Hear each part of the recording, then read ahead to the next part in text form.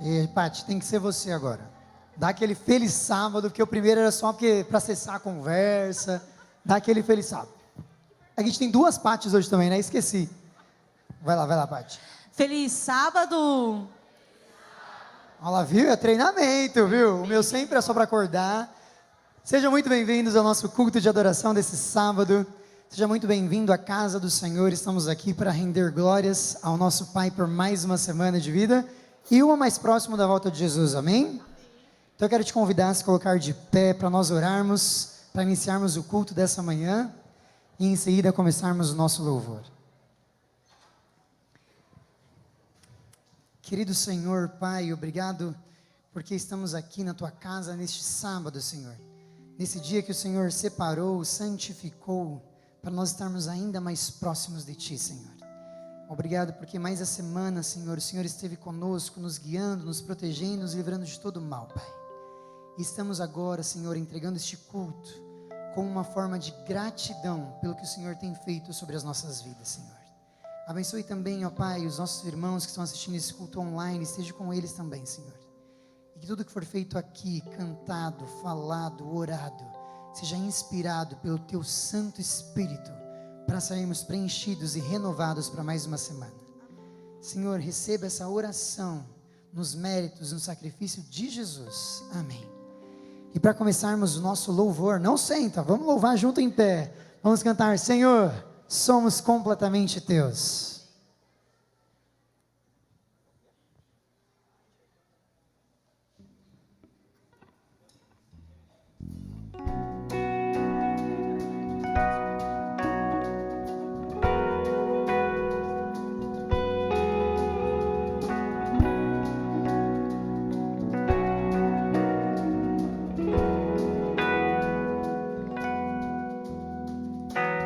Está chegando um novo tempo, uma nova geração, para espalhar Tua glória em toda a terra.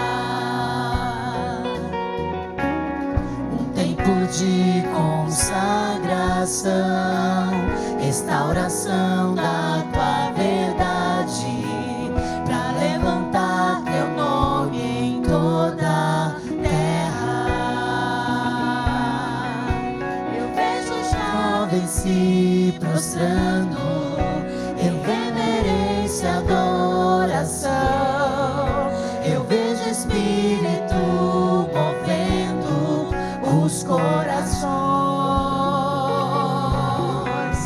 Eu vejo a igreja se erguendo e terminando a missão. Eu vejo um povo declarando em uma canção: somos Teus, Senhor, somos Teus, Senhor, quer vivamos ou morramos, somos Teus, somos Teus, Senhor, somos Teus, Senhor, quer vivamos ou morramos, somos Teus.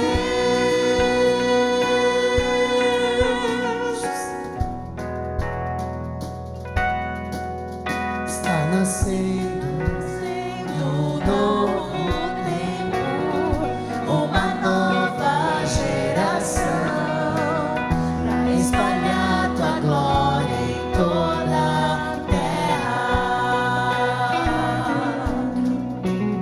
Um tempo de consagração, restauração da Tua verdade, para levantar Teu nome em toda a terra. Eu vejo os jovens se prostrando em reverência e adoração. Eu vejo Espírito movendo os corações. Eu vejo a igreja se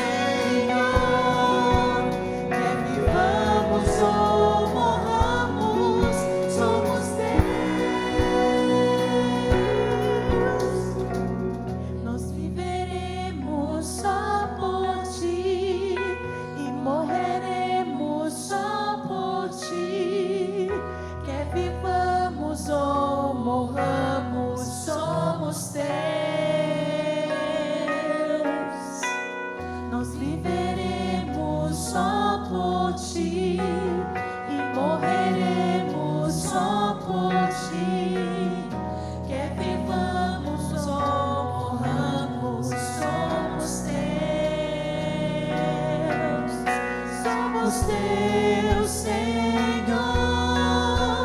somos teus, Senhor, quer vivamos ou morramos, somos teus,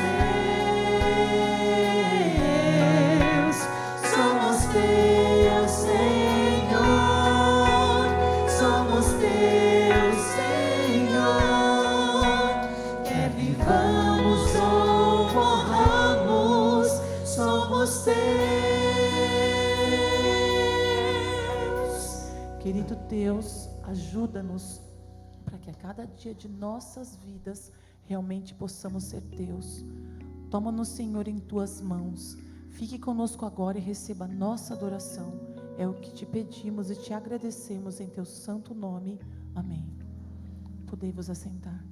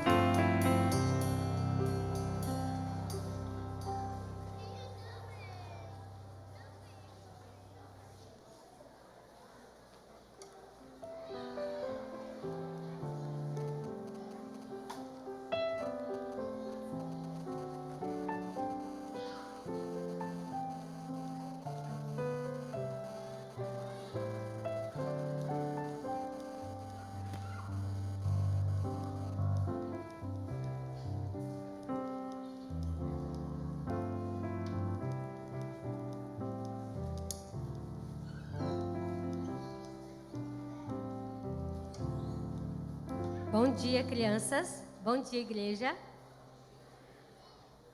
Ai, que bom que vocês vieram hoje na igreja. Todas as crianças estão aqui na frente, bastante gente. Nós temos uma historinha hoje que vamos contar. Vocês sabiam que a gente, às vezes... Alguém acha aqui que Deus se afasta de nós? Deus se afasta de nós? Não? E nós? Será que nós nos afastamos de Deus? Como que será que a gente se afasta de Deus? Alguém sabe me dizer? O que é coisa ruim? O que será? Maltratar o amiguinho, xingar, mentir. Será que mentira também faz a gente se afastar de Deus? Falar palavrão.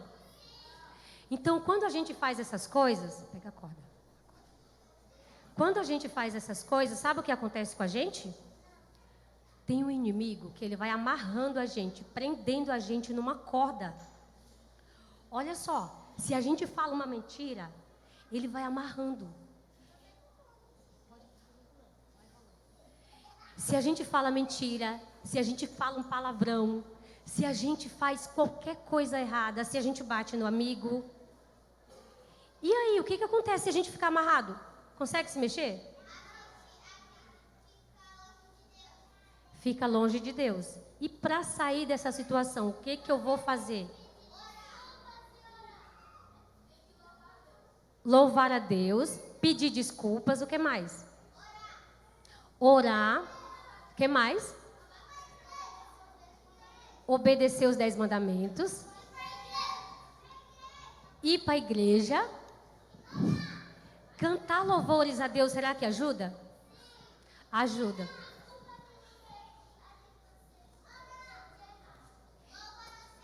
Isso, louvar ao Senhor ajuda também?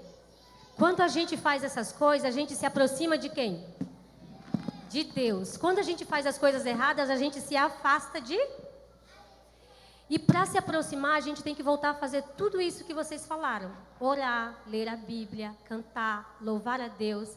Então, o que é que vocês vão aprender com essa historinha hoje? Então, a gente tem que pedir a Deus para termos sempre um coração puro, uma mente, um pensamento bom, para que sempre possamos estar perto de Deus. Quando a gente está longe de Deus, a gente faz tudo errado.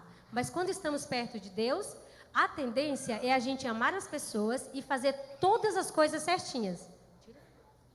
Aí, quando a gente se aproxima e ora, o inimigo solta a gente de novo e fica bem longe. Por quê? Porque onde Deus está, o inimigo não tem poder de nos atormentar, certo? Vamos orar e pedir para Jesus, para estarmos sempre pertinho dele e termos um coração puro? Querido Papai do Céu, muito obrigada, porque o Senhor nos ama e cuida de nós. Nos ajude, Senhor, a termos um coração e pensamentos bons. Em nome de Jesus, amém. Vocês vão receber uma folhinha agora para fazer a atividade e pode voltar para o lugar, tá bom?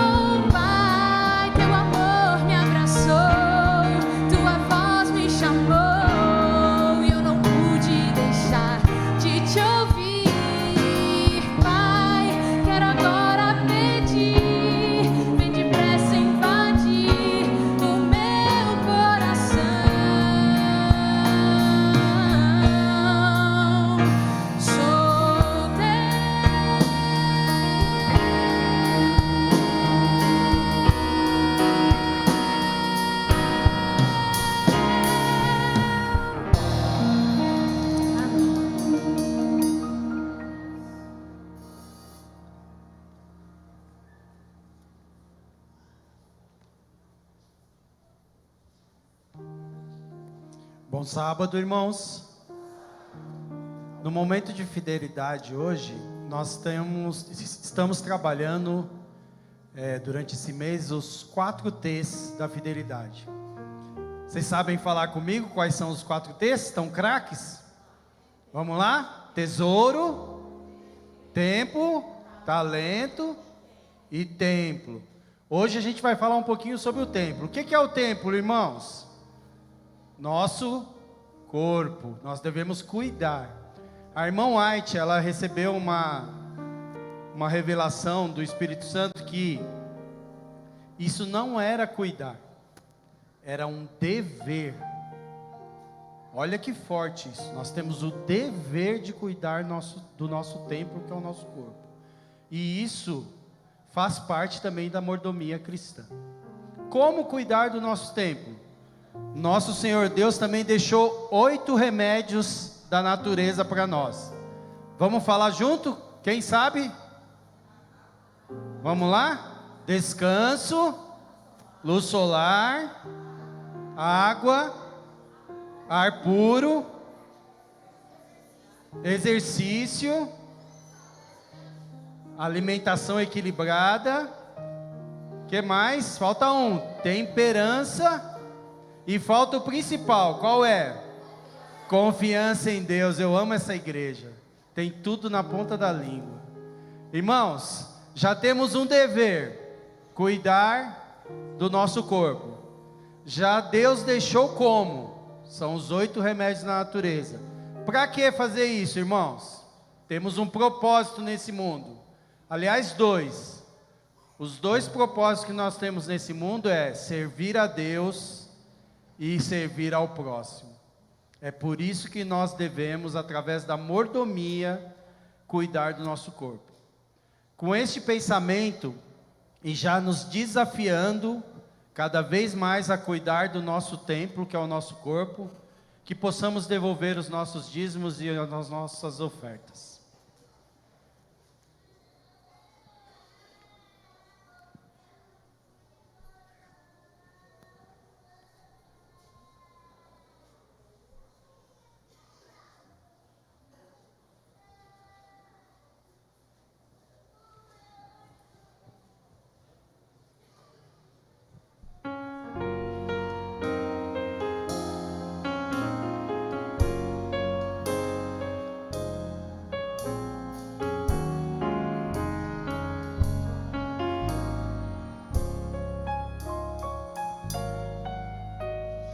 Quero me entregar a ti, Senhor.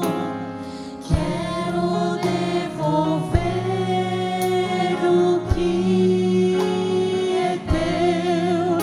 Aceita essa oferta que dou de coração e expressa minha gratidão.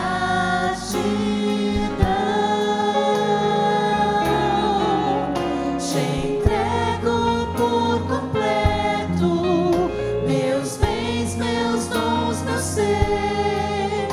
Tuas bênçãos quero receber.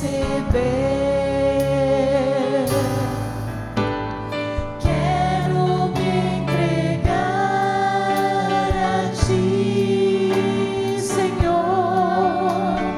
Quero devolver o que é teu. Aceita essa oferta que dou de coração e expressa minha gratidão.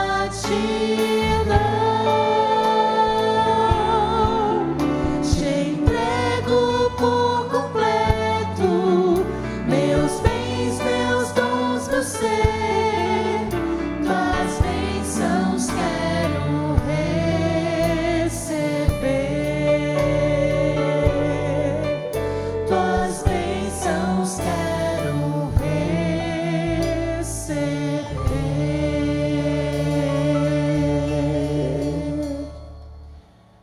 Querido Senhor, mais uma vez queremos te dar graças pela vida, pela paz, pela saúde, pelos recursos, por tantas e tantas inúmeras bênçãos que nos dás, mesmo sem haver nenhum merecimento nosso, e mesmo aquelas que nós não enxergamos. Ajuda-nos, Senhor, a cuidarmos dos 4 T's, ajuda-nos a sermos reverentes e a sermos fiéis com os seus dízimos e as suas ofertas. Cubra-nos, ó Deus, com seu cuidado, abençoe essas ofertas, os adoradores também, em teu santo nome, amém. Um dos salmos mais conhecidos da Bíblia, Salmo 121. Fácil, quando a gente começa ele, todo mundo começa a falar. Eu olho para os montes e me pergunto, de onde vem o meu socorro? E esse salmo, ele já vem com a resposta embutida. E esse salmo foi escrito por peregrinos, por homens que andavam até chegar para Jerusalém. Imagina aquela paisagem, onde eles olhavam o campo, olhavam os montes, e ali naquele olhar, eles se indagavam, de onde vem meu socorro? Só que ao olhar, eles já entendiam que o socorro vem do Senhor que fez os céus e a terra. Às vezes eu e você passamos por situações como aqueles homens, estamos peregrinando por aqui, e nós perguntamos, Senhor, de onde vem o meu socorro?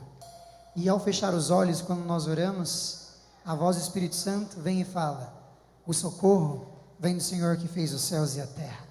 A resposta nós já temos, e para isso, nós precisamos nos entregar ao Senhor, para que a presença dEle seja transbordada nas nossas vidas. E nessa manhã, eu não sei como você adentrou aqui a igreja, mas a promessa é certa, o Senhor que criou o céu, o mar e a terra, Ele está aqui, e Ele te envolve agora nesse momento, amém? Se coloque de pé e vamos juntos louvar ao nosso Senhor, falando, Senhor, eu posso estar vazio, mas eu quero sair daqui transbordando da Tua presença.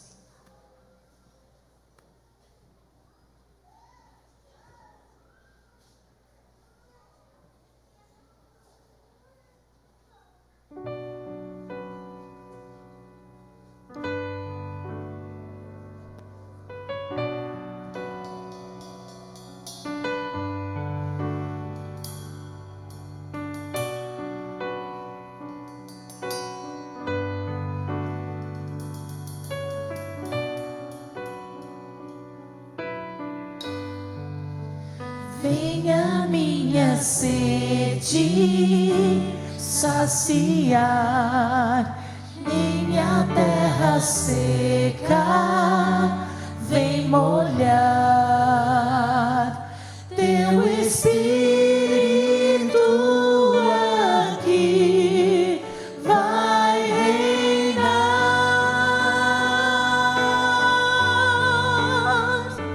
e com irei te adorar.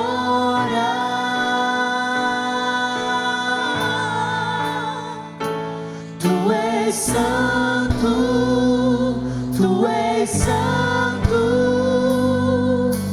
Enche minha vida e não pare até transbordar, até transbordar.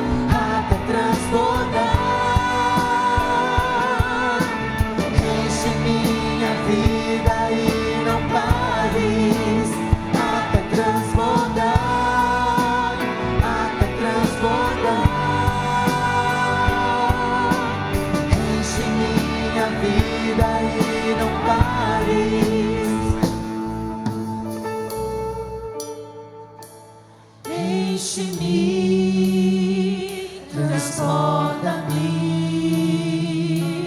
enche-me, transborda-me, enche-me, transborda-me, enche-me, transborda-me,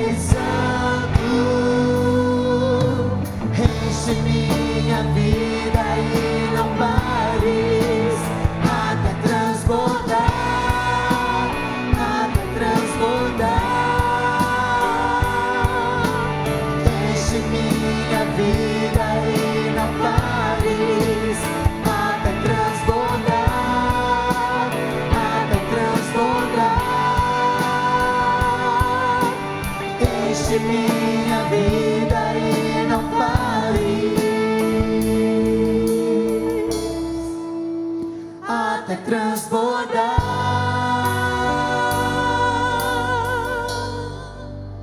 Amém. Glória a Deus.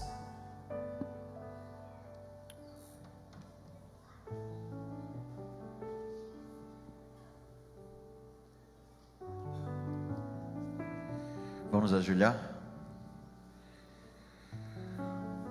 Oremos. Querido Deus e Pai, obrigado, Senhor, porque o Senhor nos trouxe aqui hoje. Obrigado, Paizinho, porque nós temos certeza da Tua presença no nosso meio. Te pedimos que o Senhor tome conta de nós, que o Senhor visite as famílias que estão aqui representadas e que tudo aqui continue acontecendo para a honra e glória do Teu santo nome, Pai. É o que pedimos no nome de Jesus. Amém. Feliz sábado, igreja. Que bom estarmos aqui mais um sábado para adorarmos ao nosso bom Deus. E hoje a gente tem a alegria de poder receber e conhecer aqui Pastor Yuri, como ele é conhecido. Pastor Yuri tem 14 anos de ministério. Ele que é casado com a Bárbara e pai do pequeno Samuel, de 8 meses de idade. Já está dormindo bem já, pastor? Você? Já está deixando dormir à noite? Já? Beleza. Sei como é que é esse negócio aí. O meu já vai fazer 2 ali, mas vem mais uma para lembrar agora como é que são as madrugadas, né? Pastor Yuri, queridos, ele é natural de Fortaleza, do Ceará, né, pastor? Tem alguém aqui lá do Ceará, de Fortaleza? Primeiro culto não tinha. Tem alguém aqui? Pessoal, só você mesmo representando, pastor. E o pastor Yuri, ele já atuou lá nos estados de Amazonas e Alagoas, como capelão, como distrital e departamental. E atualmente ocupava a função de líder do Ministério Jovem, Desbravadores, Aventureiros e Comunicação, lá na Associação Pernambucana.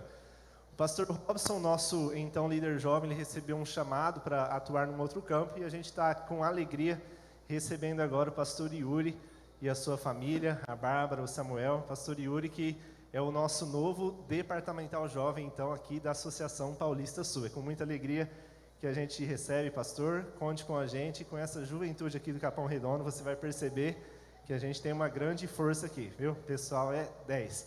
Pastorzão, seja muito bem-vindo, que Deus te abençoe, é uma alegria poder conhecê-lo e recebê-lo aqui em nossa igreja. Que Deus te use mais uma vez, tá? Bom dia! Maravilha estar aqui com você hoje. Já estive no primeiro culto. Alguém aqui estava no primeiro culto? Parabéns, vai escutar o mesmo sermão de novo.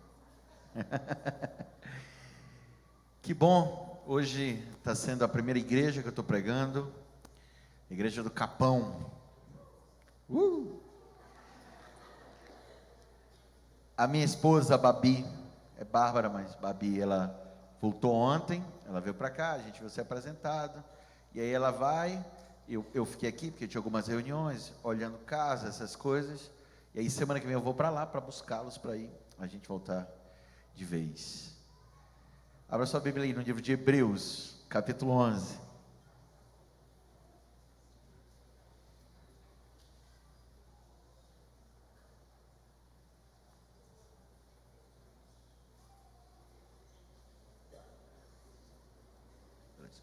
Hebreus 11. Quem achou diz o quê? Vocês são crentes, viu? Lá a gente diz achei. Eu sempre disse, mas eu vou aderir, viu? A partir de hoje eu vou dizer amém, quando eu encontrar alguma coisa. Cadê a chave? Amém. Vamos orar. Querido Pai, agora que tua palavra foi aberta, vai ser lida, te pedimos teu Espírito Santo no nosso meio, para ele nos iluminar. Em nome de Jesus, amém. Gente, quem é que tem um problema aqui hoje, aqui, só para saber aqui, ó. Quem é que tem um problema? Levanta a mão. Que é isso? Quem é que não tem nenhum problema hoje aqui? Tu não tem nenhum? Eu tenho certeza que tu tem, mas parabéns pelo espírito de gratidão. A grande realidade quando eu pergunto isso, tirando o brother ali, a maioria das pessoas levantam a mão. Já teve uma vez que eu fiz essa pergunta, um menininho, era uma menininha, então eu estava com 2 anos, uma criança de 2 anos levantou a mão. E essa é a realidade. Você quer ter problema? Nasce. Pronto. Samuel, meu menino, Samuca, ele já tem problema. Já tem. Por exemplo, hoje, a Babi me mandou uma mensagem de manhã, dizendo que o Samuel passou a noite cheio de problema. E aí ela acordava para limpar os problemas dele. Mas é um problema, eu não é para ele. Para ele ele não tem como se livrar daquilo. Para ele é um problemaço, é por isso que ele acorda. É um problemão. Só que no decorrer da vida, ele vai aprendendo a lidar com esses problemas e outros problemas surgirão na vida dele. E eu quero falar sobre isso com você hoje, sobre o olhar que você vai ter quando esses problemas eles aparecerem na tua vida. Como está sendo filmado, quem estava aqui no primeiro culto sabe, eu gosto de ficar andando, mas eu vou ser obediente aqui. Hebreus capítulo 11, versículo 23, está escrito assim, ó: pela fé Moisés, apenas nascido, foi ocultado por seus pais durante 3 meses, porque eles viram que a criança era formosa, viram que a criança era bonita. Também não ficaram amedrontados pelo decreto do rei. Pela fé Moisés, quando já homem feito, recusou ser chamado de filho da filha de Faraó, preferindo ser maltratado junto com o povo de Deus a usufruir os prazeres transitórios do pecado, porque ele considerou o opróbrio de Cristo por maiores riquezas do que os tesouros do Egito, porque ele contemplava o galardão. Pela fé, ele abandonou o Egito, não ficando amedrontado com a cólera do rei, antes permaneceu firme, como quem vê aquele que é invisível. Eu amo esse texto, porque ele é um texto que ele está falando sobre Moisés. É Paulo, provavelmente quem escreveu o livro de Hebreus foi Paulo. Paulo, ele está falando sobre Moisés, ele está falando aqui sobre o nascimento de Moisés, ele está fazendo um resumo rápido do que foi Moisés para a história do povo dele. A gente sabe que o povo de Deus foi escravo dos egípcios mais ou menos por 430 anos. Então foi um processo de escravidão de mais ou menos 430 anos. E o povo do Senhor sempre clamou para que Deus pudesse enviar alguém para libertá-los da escravidão. E é interessante notar que, até esse momento, todo mundo tinha uma expectativa de que o Messias pudesse vir já naquele tempo, porque o Messias foi prometido lá em Gênesis capítulo 3. E a Bíblia diz que quando a mãe de Moisés olhou para Moisés, ela viu que o menino era bonito, e ela resolveu esconder o menino. Eu lembro que eu era capelão, uma vez eu contei essa história, e um aluno levantou a mão e disse assim: mas pastor, se ele fosse um bebê feio, ela tinha matado? Eu falei: não, as parteiras teriam escondido. A Bíblia diz que as parteiras escondiam. Mas quando ela viu esse bebê, embora a Bíblia não afirme isso que eu vou estar te dizendo, a Bíblia não afirma, pode ser um feeling, pode ser, mas como a Bíblia faz questão de dizer que o menino era bonito, podia ser que ela tivesse expectativa que ele fosse o Messias prometido, podia ser, ela pode ter olhado e ter dito: eu já tive 2, mas esse aqui eu caprichei, quem sabe esse não é o menino, quem sabe? E o povo de Deus nesse tempo, ele tinha um costume interessante. Eles entendiam que a melhor maneira de você ostentar, a melhor maneira de você mostrar o quão abençoado você era tendo filho. Quem aqui é de uma família que tem muito filho aqui, só para eu saber? Quantos no seu? 5? 5 não é muito não. 9, olha aí, receba essa aí, 9. Alguém mais? 12? Rapaz, 12 eu respeito, viu? Quem mais? 18. Ei, 18 caprichou, viu? Eu uma vez fiz essa pergunta na igreja, e uma senhorinha levantou, eu não dei nada por ela, olhando assim, bem magrinha, pequenininha, levantou a mão. 24. Aí eu falei, irmãos? Ela, não, filhos. Eu, meu Deus. Quantos anos a senhora tem? Ela falou, aí eu fiz um cálculo ali, de quantos anos da vida dela ela passou grávida. Eu falei, meu Deus, a senhora passou 20 anos da sua vida gestante. Foi muito filho, minha irmã. Ela, meu marido trabalhava, era caminhoneiro, quando ele voltava feliz. Eu falei, não, a senhora um dia estava lavando louça, espirrou, caiu um menino no chão. Meu Deus. 24, todos vivos, todos vivos, está tudo aqui. Aí os 24 levantaram a mão, eu fiquei impressionado. Essa mulher, foi lá no Rio de Janeiro isso aí, essa mulher,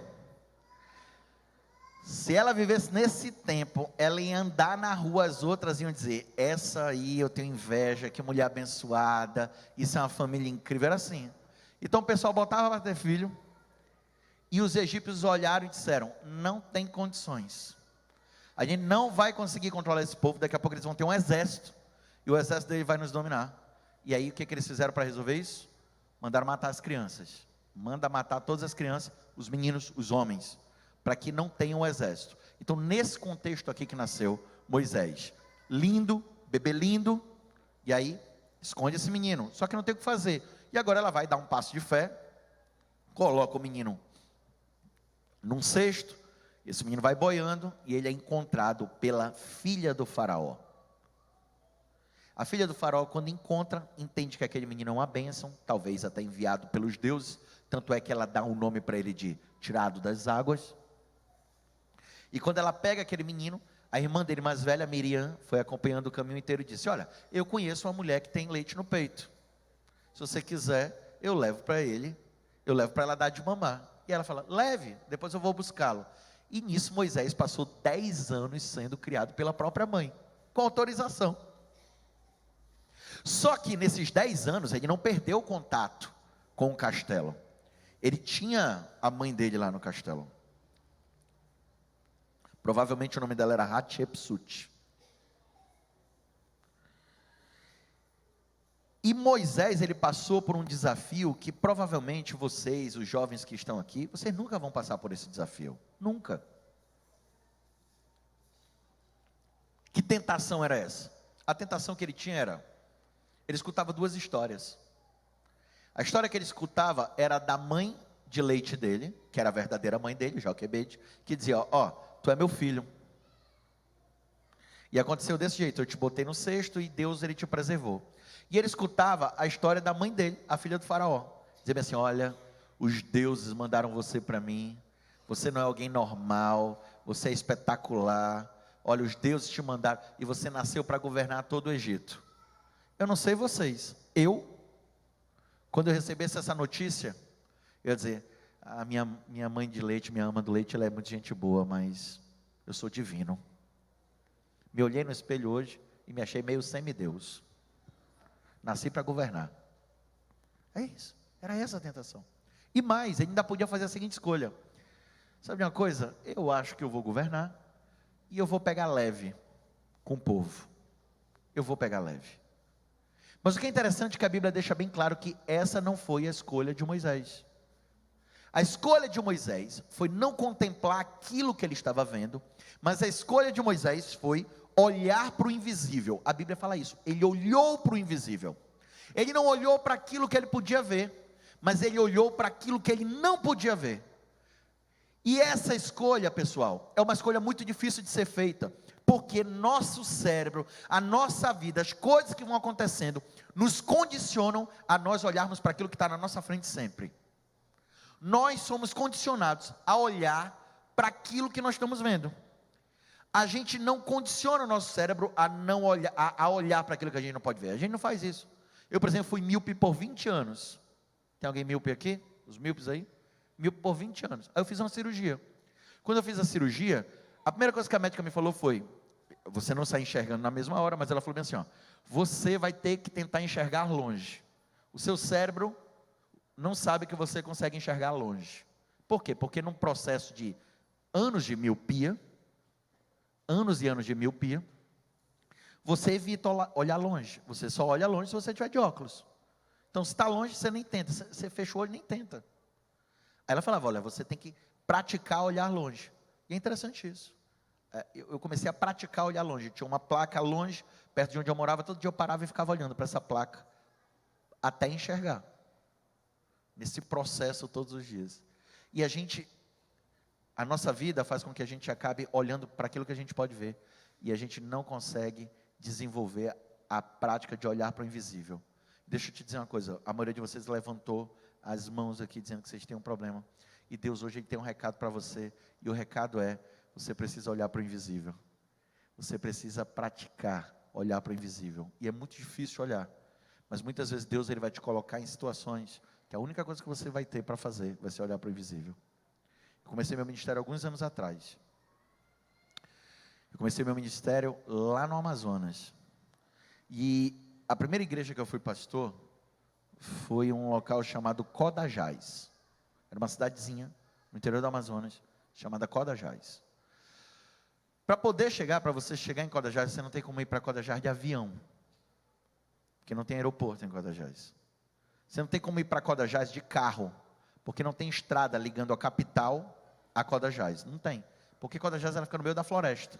Então só tem um jeito de você chegar em Codajás. De barco. Você pega um barco na capital. E você passa 22 horas subindo o rio até chegar em Codajás. E quando eu cheguei lá no porto, feliz da vida com essa oportunidade, eu estou aqui com o porto, me disseram, olha, lá não é um barco com camarote, não é. O barco era como se fosse mais ou menos aqui, ó, essa plataforma, sem os instrumentos, você chega com a sua rede na mão, você amarra a sua rede, e a sua rede é a sua cadeira, é a sua mesa de jantar, é a sua cama, a sua mesa é tudo. Então eu cheguei cedo para pegar um bom lugar para minha rede.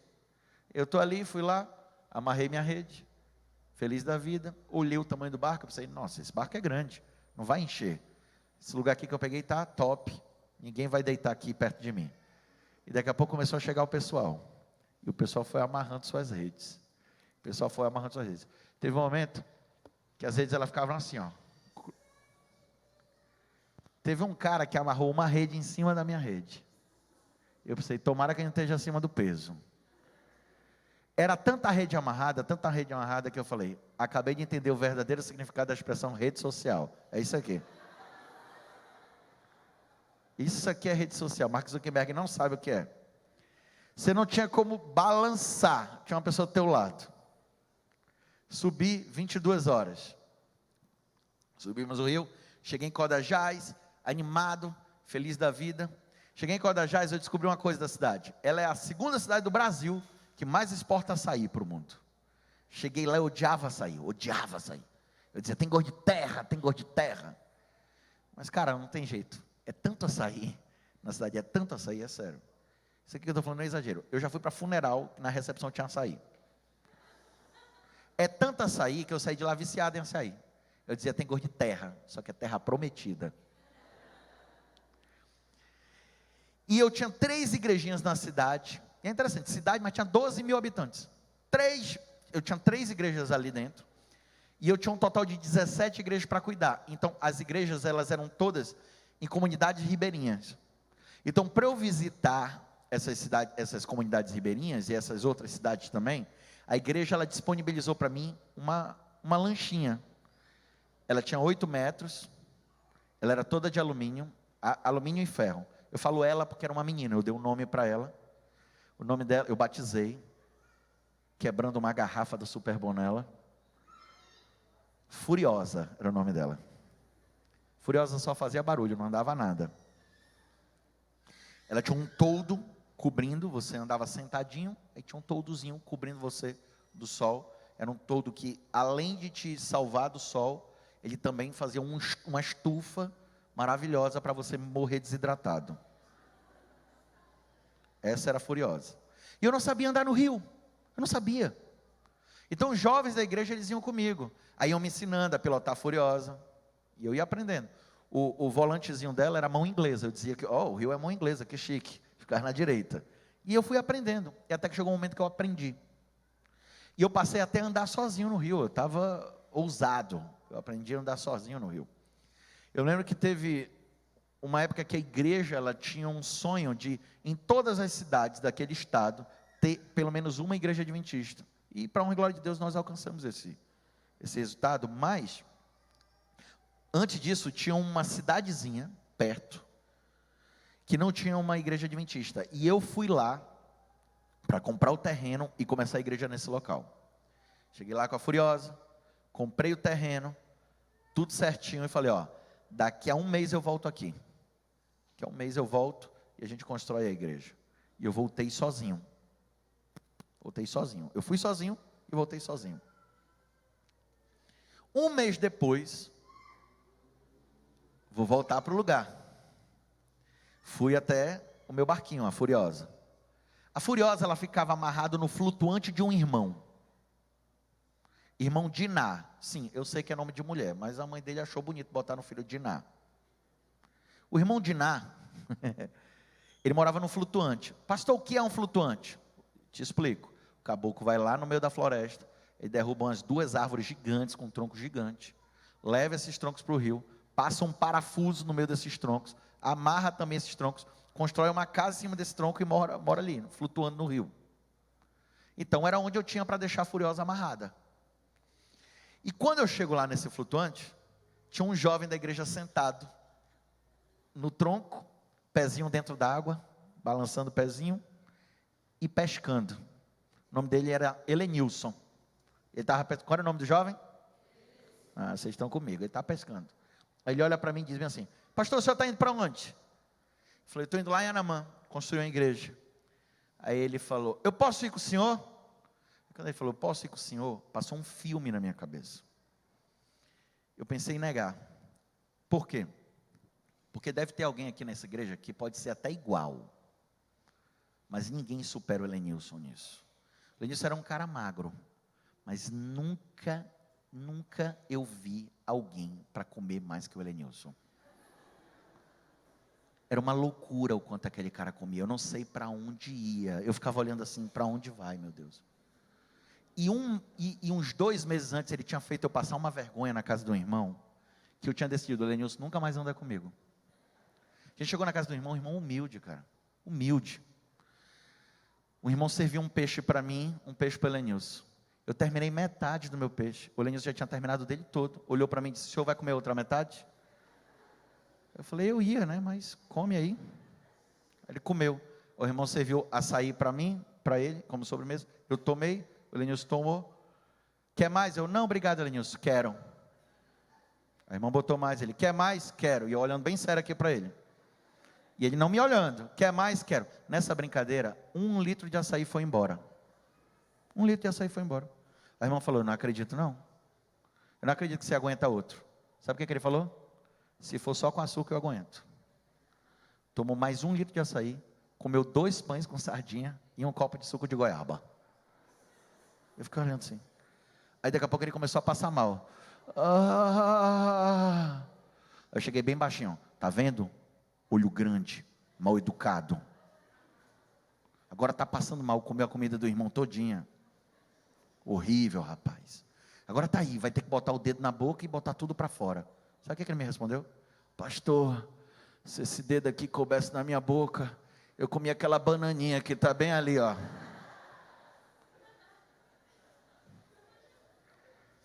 Aí quando o Elenilson olhou, eu falei, brother, tu não vai não, porque os americanos eles vão vir com comida, tu vai comer a comida dos americanos, tu não vai. Não, pastor, não vou. Cara, tu me promete? Prometo. Tá bom. E aí a gente arrumando, e aí a gente percebeu que eu estava sem remo, porque 1 mês antes eu tinha ido lá, e eu tinha esquecido meu remo na casa do homem que eu fui comprar casa. Falei, busca lá teu remo. Aí ele buscou e fomos.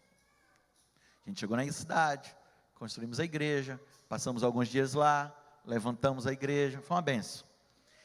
E quando você está numa experiência missionária, porque eu estava como missionário, você sabe que você tem um período, você vai com um período. E eu pensei, poxa, está perto de acabar, e eu já estava nessa nostalgia. Então, quando a gente estava voltando, o Elenilson foi pilotando a Furiosa, eu fui sentado aqui do lado dele, de braço cruzado, olhando para as belezas da Amazônia, olhando tudo e só pensando, olha, será que um dia eu volto? Como será que vai ser? E eu recebi a notícia maravilhosa, que ano que vem eu vou voltar lá. E eu, como será que vai ser e tal?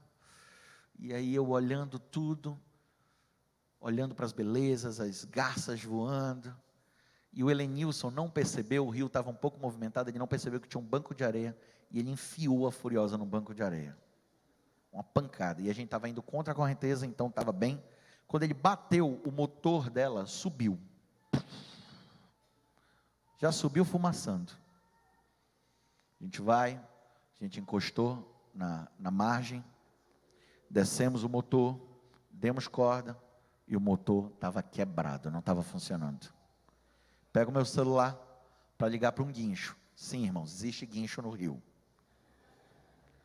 Quando eu peguei, sem sinal. Aí ele olhou e falou, e agora, pastor? Quando ele falou, e agora, pastor?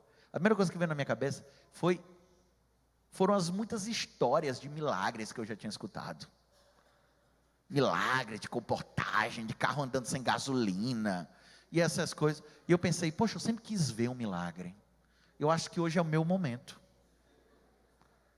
Eu olhei para ele e falei, e agora? E agora tu está com um homem de Deus aqui. E agora eu vou orar. E esse barco vai consertar. Se fosse um ser humano, ele ficava curado. Agora. Aí, eita, me arrepiei todo, pastor.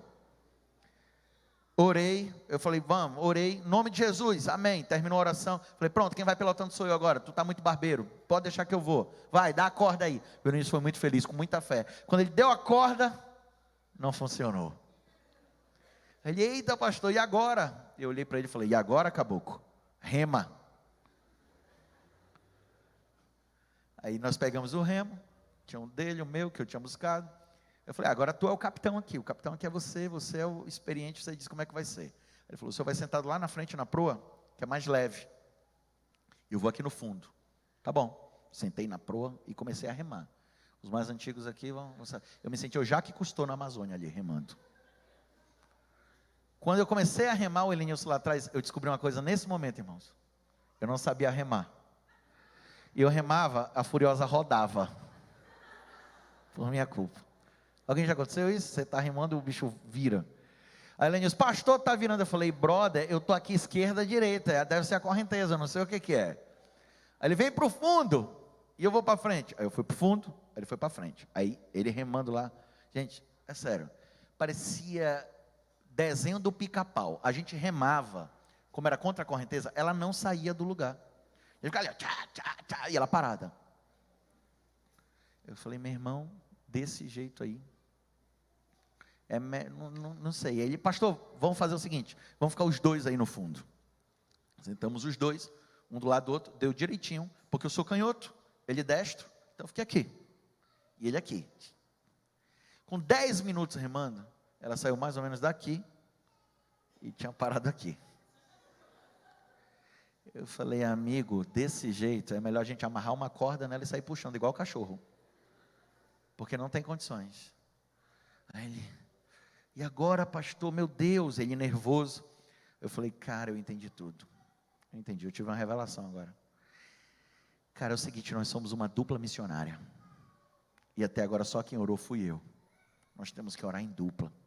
Então você vai orar e depois eu vou orar. E vai dar certo. Ele, pastor, o senhor tem razão, vamos. Eu falei, ora primeiro e ora depois. Aí ele orou, eu terminei a oração, em nome de Jesus, amém. Dei corda, não pegou. Eu olhei para ele e falei, cara, tu está com algum pecado acariciado, é isso? Deus me livre, pastor. Eu falei, não, porque se tu tiver, tu fica, parceiro. Se tu for meu Jonas, tu fica aí, eu vou e volto para te buscar. Ele, não, o senhor que está. Eu falei, olha que eu te disciplino e te deixo. Meu Deus, e agora? Continua remando. Então a gente estava colado na margem, porque é o lugar que tem menos correntezas. Praticamente não tem correnteza na margem. Então a gente estava bem coladinho na margem mesmo. Tá. Eu estou falando, você dava para ir empurrando. Mas você não vai entrar no rio, né? Então você está aqui, remando. Cara, bora parar, vamos orar, porque tem que... Vai dar certo. Parava, orava e não dava.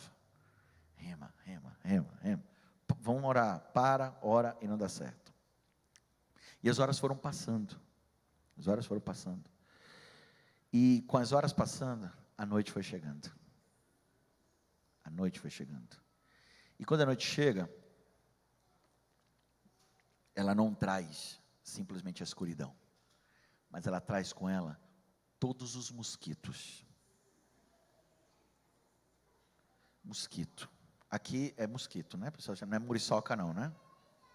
Nordeste chamam de muriçoca e lá eles chamam de carapanã. Carapanã, na linguagem indígena, significa lança voadora.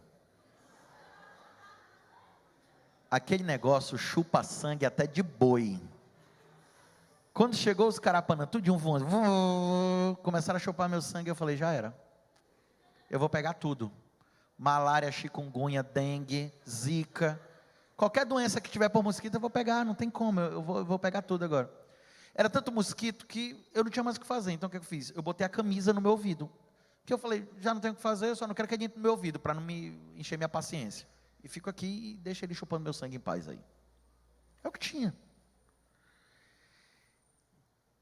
E chegou um momento que estava tão escuro, mas tão escuro, que o Helenilson estava lá na proa, remando, lá na frente, eu aqui no fundo, e eu não conseguia ver o Helenilson, porque nem luz do luar a gente tinha, porque para piorar, as nuvens estavam bem carregadas, e elas estavam cobrindo a lua, e eu me lembro que eu olhava para cima, em busca de solução, e eu via o raio cortando as nuvens, e eu pensava, vai chover, e quando começar a chover, a gente vai ter que descer, porque as tempestades amazônicas, elas derrubam árvores, elas fazem a tampa de um tanque de água voar, arranca telhado, como é que eu vou fazer agora?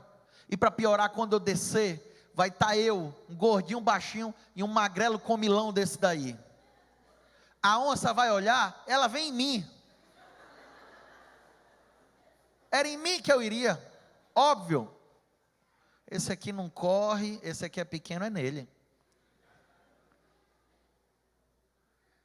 E eu olhando, meu Deus do céu, e quando eu estava com desespero nesse momento, eu comecei a reclamar com Deus sobre aquilo que estava acontecendo naquele momento, e eu comecei a lembrar a Deus, porque talvez Deus tivesse esquecido, o quanto eu sou incrível e especial, e eu não merecia estar passando por aquilo. Senhor, eu não mereço passar por isso. E o grande problema é que quando você fala isso para Deus, você indiretamente está chamando Deus de injusto. Eu não mereço, Senhor. Como assim, Pai?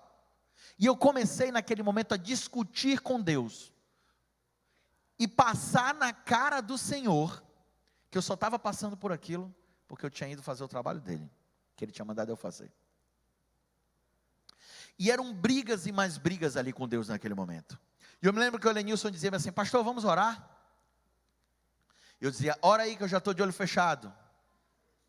Mas era mentira, porque eu estava com raiva.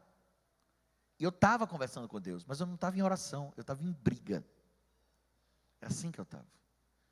E foram horas assim, brigando com o Senhor, brigando, questionando, murmurando. Até que teve uma hora que eu peguei o celular, para ver quanto tempo que estava, e eu descobri uma coisa, eu percebi que a gente já estava remando há 8 horas, e eu vi também um pauzinho de rede, eu liguei para o primeiro nome que estava na minha lista, Aristóteles, ele já atendeu assim, pastor, onde é que o senhor está, pelo amor de Deus?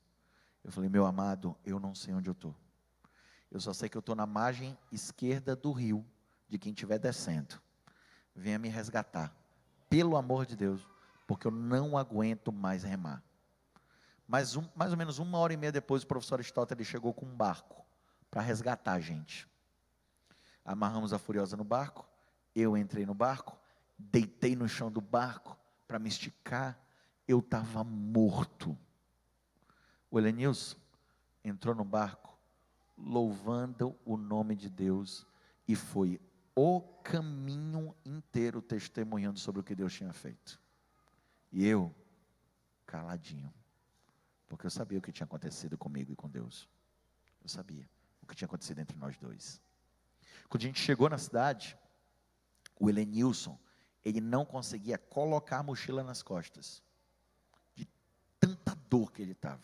Coitado, ele remou muito mais do que eu, muito mais. Falei, amigão, pode deixar, eu levo as coisas aqui para casa, e mais tarde eu mando entregar tua mochila em casa. Obrigado, pastor. E ele foi. Levei minha mochila, levei a mochila do Helenilson para casa, levei a mochila de nós dois para casa. E aí o que aconteceu? Fui, deitei e tentei dormir. E nessa hora, passou ali algum tempo, e eu percebi que eu não ia conseguir. Percebi que eu não ia conseguir. E eu resolvi fazer café da manhã. Só que quando eu levantei, eu passei pela frente de um quartinho que eu tinha deixado as minhas coisas do Helenilson. Vi minha mochila, a mochila do Helenilson ali, e eu comecei a chorar. Eu me ajoelhei, e eu orei ao Senhor, e eu pedi perdão ao Senhor, porque agora tudo estava claro, tudo que tinha acontecido estava bem claro na minha frente, estava tudo bem claro. Por 2 anos eu fiz aquela viagem quase todos os meses, e nunca tinha acontecido problema nenhum. Nunca, gente, tinha acontecido problema nenhum. Várias vezes eu tinha ido sozinho, nada tinha acontecido. 1 mês antes, se você lembrar, eu fiz essa viagem sozinho. E eu ia fazer essa viagem sozinho de novo. Só que no dia que eu resolvi ir sozinho, quem estava sentado lá era o jovem da igreja, Helenilson. Ele era um pescador, filho de pescador e neto de pescador. Ele pediu para ir comigo. E ali naquele momento que ele pede para ir comigo, eu percebi que eu estava sem remo. Ele foi lá buscar o remo dele. Fomos, fizemos tudo em segurança. Na hora de voltar para casa, o barco quebra. Mas no dia que o barco quebrou, gente, eu não estava sozinho. Eu estava com alguém que conhecia o rio desde criança. E não simplesmente isso. A gente não tinha um remo, mas nós tínhamos 2 remos. 2 remos. Deus 1 mês antes já estava cuidando de mim. Eu nem percebia. Eu não sabia. Aí você pode dizer, mas Yuri, pastor, por que então Deus não impediu que o barco quebrasse? Aí eu vou dizer para você, simples. Porque não é essa a maneira de Deus se relacionar com você. Porque se Deus impedir que o barco quebre, você nunca vai ter nenhum problema, você nunca vai ter uma doença, você nunca vai ter tristeza, nunca vai ter dor, e você só vai viver isso na eternidade, não aqui. Então nem a eternidade você ia desejar. Você ia ter tudo isso aqui, então você... Para que eternidade se você já tem tudo isso aqui? Mas Deus, Ele se relaciona conosco através dos nossos barcos quebrados. Ele se relaciona de várias maneiras. Mas uma das maneiras para você aprender mais sobre Deus e crescer mais no teu relacionamento com Deus, é quando um problema chega até você. Porque o problema, ele é como se fosse uma academia, um exercício para a musculatura da tua fé. É assim que acontece. Só que o grande problema é que, como eu falei no início para vocês, a maioria de nós está condicionado a olhar para aquilo que a gente está podendo ver. Então o problema chegou doença, chegou dívida, chegou desemprego, chegou problema no relacionamento. Aí você está vendo aquilo ali agora, e você está vendo isso, e é para isso que você está olhando. É para isso que você olha, porque você está condicionada a olhar para isso. Você acaba olhando para isso. Mas Deus, Ele não vai estar nisso. Quando você passar a praticar, olhar para o invisível, você vai perceber que todas as vezes que você olhar para o invisível, Deus vai se fazer visível para você. É lá que você vai encontrar Deus. É lá. Não é no que você pode ver, é onde você não pode ver. Naquele dia, tinham 2 homens dentro do barquinho, dentro da lanchinha, dentro da Furiosa, um pastor e um jovem. Os 2 tiveram um problema, o pastor e o jovem. Um deles 2 teve um relacionamento incrível ao lado do Senhor, o pastor e o jovem. Apenas um teve. E o outro teve uma tarde e noite inteira de murmuração. E sabe quem foi que teve 8 horas ao lado do Senhor, incríveis e maravilhosas? Foi o jovem, não foi o pastor. Foi o início, não fui eu. Por isso, quando o Lenilson entrou no barco, a primeira coisa que ele fez foi testemunhar do quanto Deus tinha sido maravilhoso. Sabe por quê?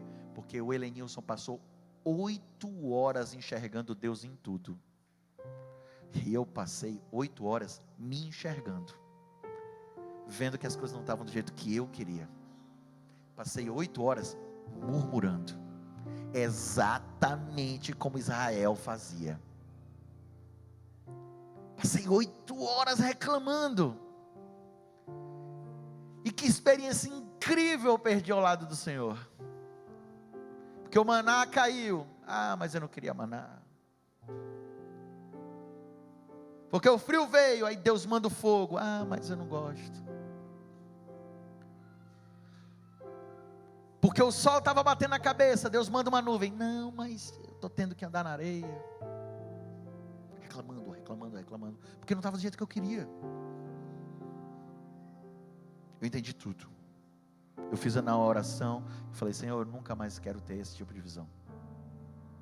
Senhor, me perdoa, porque a chuva não caiu, a onça não atacou, a dengue, a chikungunya nós não pegamos, a força não foi embora, o sinal pegou, a bateria não descarregou, o irmão estava pronto para receber nossa ligação, ele teve como ir nos resgatar, tudo, e eu perdi essa experiência incrível, que eu poderia estar falando aqui para vocês, do quanto naquele momento, eu senti a mão de Deus em cada momento, porque ela estava lá, mas eu escolhi não vê-la, e o Elenilson viu, o Elenilson sentiu, ele sabe o que ele passou com Deus naquele momento. Eu fiz uma escolha, eu falei: isso nunca mais vai acontecer, Senhor, me ajuda. Eu não quero ter esse tipo de visão murmuradora, visão mimada, visão egocêntrica, visão egoísta. Eu quero ter uma visão de fé, de alguém que confia em Ti, de alguém que entende que o Senhor tem cuidado de mim, que o Senhor cuidou e o Senhor continuará cuidando. Ei, meu irmão, deixa eu te falar uma coisa. Você levantou a mão dizendo que tem um problema. Esse problema é uma oportunidade incrível de você ver Deus de uma maneira impressionante na tua vida. Deus, Ele está lá. É quando o problema chega, é quando Ele permite que essas coisas aconteçam, e que algumas coisas sejam retiradas, Ele permite que isso aconteça, porque Ele está te dando mais dEle. Quando Deus permite que algumas coisas sejam retiradas de nós, é porque Ele está dando para a gente mais dEle, e muitas vezes a gente não percebe que a gente está tendo mais de Deus naquele momento. Assim como um pai, assim como uma mãe se preocupam muito mais com aquele filho que está com dificuldades, com aquele filho que está com problemas, do que aquele filho que está mais estabilizado. Não é porque ele ama um mais que o outro, mas é porque aquele precisa mais. Então, nesse momento que você falou que você está com problema, Deus, Ele está mais perto de você. Só que se você não praticar o olhar para o invisível, você não vai enxergar Deus. E aí sabe o que acontece? Você vai passar por isso. Você vai passar por isso, pela misericórdia de Deus, e você não vai ter crescido espiritualmente, você não vai ter crescido em confiança, você não vai ter crescido no conhecimento do Senhor. Deus, Ele quer que você olhe para o invisível. Deus, Ele quer ter um encontro contigo no invisível. Deus, Ele quer que você tenha um passo de ousadia, de fé. Esse problema que você levantou as mãos, na verdade você vai perceber que pode ser um encontro marcado. Um encontro marcado para viver o extraordinário, para viver o sobrenatural. Porque o extraordinário e o sobrenatural, eles só acontecem no problema. Não existe milagre sem problema. Entende isso? Para haver a cura da cegueira, tem que ter a cegueira. Para haver a cura do fluxo de sangue, tem que ter o fluxo de sangue. Para haver a multiplicação de pães, tem que ter a fome. Então, se você tem um problema hoje, você está a um passo de ver um milagre acontecer na tua vida. Um passo. Basta você olhar e preparar os seus olhos para isso. Para você ver o incrível acontecer na tua vida. para você ver o extraordinário. E para aquilo que hoje que é invisível para a maioria das pessoas, se tornar ainda mais visível para você. Porque essa é a grande loucura para o mundo. Quando a gente olha para o invisível, a gente vê Deus. Quando a gente olha para o invisível, Deus se faz visível. Quero fazer um convite para você orar, para você olhar para o invisível. Nós vamos escutar um louvor agora. No final desse louvor, eu queria fazer uma oração por você, para que você encontre Deus através das tuas tribulações, através dos teus problemas, através das tuas dificuldades, para que você possa escolher, olhar para o invisível e ter um encontro incrível, único e sobrenatural com o nosso Senhor. Que Deus seja louvado.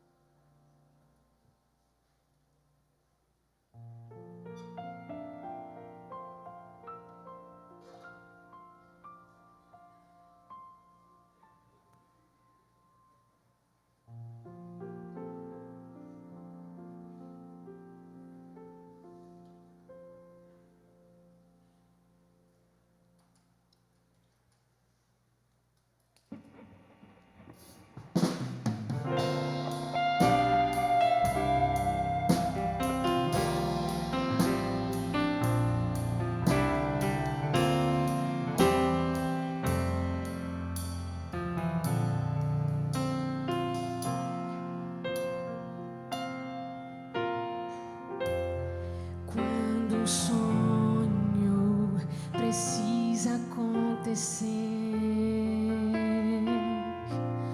quando os planos demonstram-se impossíveis, confia no Senhor, descanse em suas mãos, confie em seu poder, confie em seu amor e força, pois um milagre poderá surgir e transformar o mundo ao seu redor e tudo que o envolve. E se um milagre acontecer, você vai entender que os sonhos poderão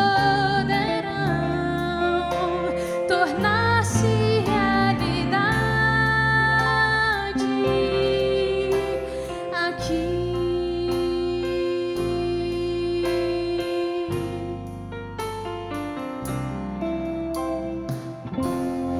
Quando tudo parece desabar, quando a vida parece não ter sentido, confia no Senhor, descanse em suas mãos, confie em seu poder, confie em seu amor e força, pois um milagre poderá surgir e transformar o mundo ao seu redor e tudo que o envolve. E se um milagre acontecer, você vai entender que os sonhos poderão tornar-se realidade. Por mais que existam trevas, barreiras no caminho, confia na grandeza do Senhor. Pois um milagre poderá surgir e transformar o mundo ao seu redor e tudo que o envolve.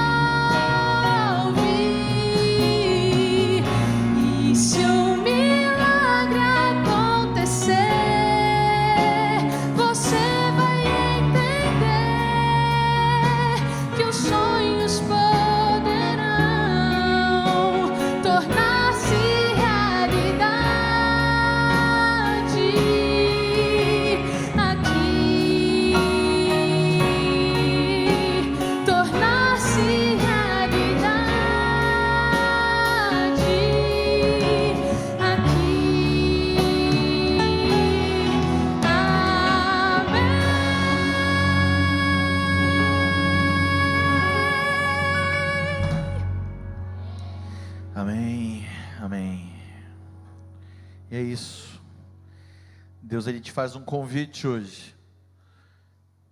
Um convite para um encontro especial com Ele no invisível. Um encontro especial que você vai ter com o Senhor.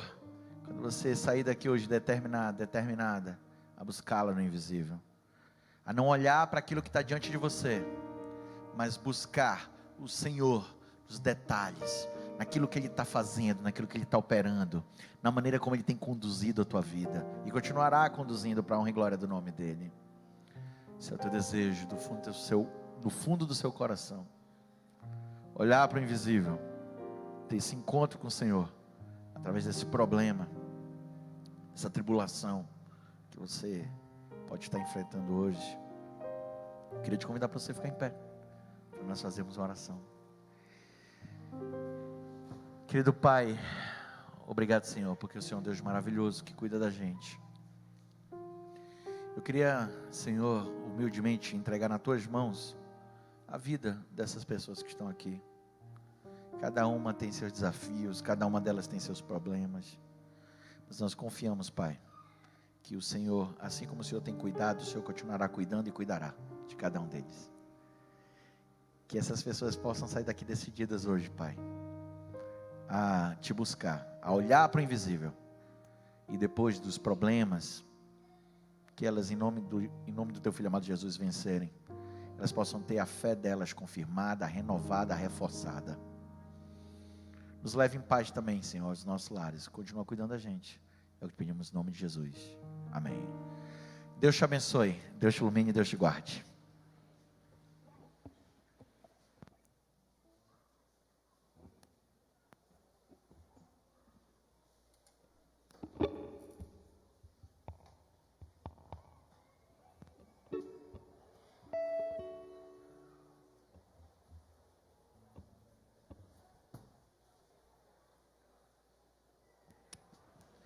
A saída será organizada pelos diáconos e vamos continuar louvando ao Deus com o hino "Quão Grande És Tu".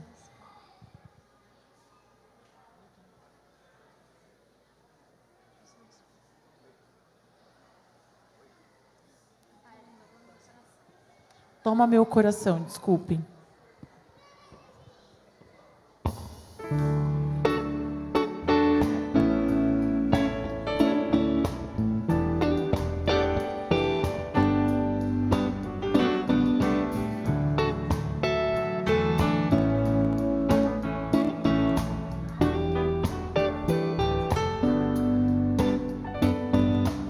Este